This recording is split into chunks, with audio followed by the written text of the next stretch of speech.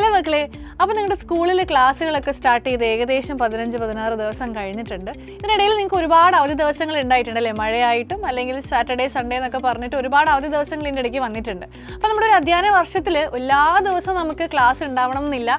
ഇതുപോലെ ഒരുപാട് സ്പോർട്സ് ആയാലും ആർട്സ് ആയാലും ടൂർ ആയാലും ഇങ്ങനെ ഒരുപാട് ക്ലാസ്സസ് നമുക്ക് നഷ്ടപ്പെടാനുള്ള ചാൻസസ് വളരെ കൂടുതലാണ്. സോ കിട്ടുന്ന സമയം മാക്സിമം യൂട്ടിലൈസ് ചെയ്ത് പഠിക്കുക എന്നുള്ളതാണ് നിങ്ങളുടെ ഫസ്റ്റ് പ്രയോറിറ്റി. അതായിരിക്കണം നിങ്ങളുടെ ഫസ്റ്റ് പ്രയോറിറ്റി. എക്കണോമിക്സിൻ്റെ കേസിലേക്ക് നോക്കുന്ന സമയത്ത് നമ്മുടെ ആദ്യത്തെ ചാപ്റ്ററാണ് ഇൻട്രൊഡക്ഷൻ ടു മൈക്രോ എക്കണോമിക്സ്. ഒരുപാട് കാര്യങ്ങളൊന്നും പഠിക്കാനില്ല, വളരെ ചെറിയൊരു ചാപ്റ്ററാണ്. കുഞ്ഞു ചാപ്റ്റർ ആയതുകൊണ്ട് തന്നെ അതിൽ ഏറ്റവും ഇമ്പോർട്ടൻ്റ് ആയിട്ടുള്ള കുറച്ച് കാര്യങ്ങൾ പറയാനായിട്ടാണ് മിസ് ഈ വീഡിയോയുമായി വന്നിട്ടുള്ളത്. ആദ്യമായിട്ട് പറയാനുള്ളത്, ഈ ഒരു ചാപ്റ്ററിനകത്ത് നമുക്ക് മെയിനായിട്ട് പഠിക്കാനുള്ളത് പ്രൊഡക്ഷൻ പോസിബിലിറ്റി സെറ്റും പിന്നെ അതിൻ്റെ കർവുമാണ്. PPC നമ്മൾ ചുരുക്കി വിളിക്കും അല്ലേ? അത് വരയ്ക്കാനും അതിൻ്റെ പ്രോപ്പർട്ടീസും പിന്നെ അതിന് ചുറ്റിപ്പറ്റിയുള്ള കുറച്ച് കാര്യങ്ങളുണ്ട്. നിങ്ങൾ നിർബന്ധമായിട്ടും പഠിച്ച് മനസ്സിലാക്കിയിരിക്കണം.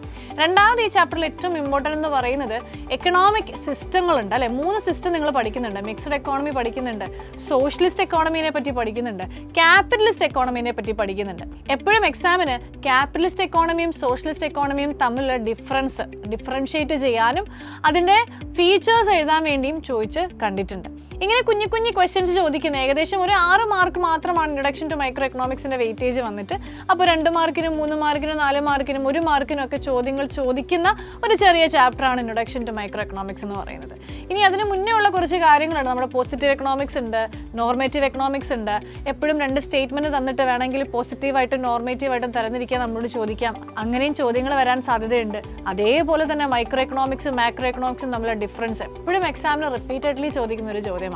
സോ മിസ് ഈ പറഞ്ഞ കുറച്ച് പോയിന്റ്സ് നിങ്ങൾ പഠിക്കുന്ന സമയത്ത് കുറച്ചും കൂടി ഇമ്പോർട്ടൻസ് കൊടുത്ത് പഠിക്കാൻ ശ്രമിക്കുക. അപ്പോൾ എക്സാം ഓറിയൻറ്റഡ് പോയിന്റ് ഓഫ് വ്യൂയിലേക്ക് നോക്കുന്ന സമയത്ത് ഇത്രയും കാര്യങ്ങളാണ് നമുക്ക് ഏറ്റവും ഇമ്പോർട്ടൻ്റ്ലി പഠിക്കാനുള്ളത്. സോ ഇതേപോലെ എല്ലാ ചാപ്റ്ററിൻ്റെയും വീഡിയോസും കാര്യങ്ങളൊക്കെ ആയിട്ട് നമ്മുടെ ഫുൾ സൈലം കൊമേഴ്സ് ടീം റെഡിയാണ്.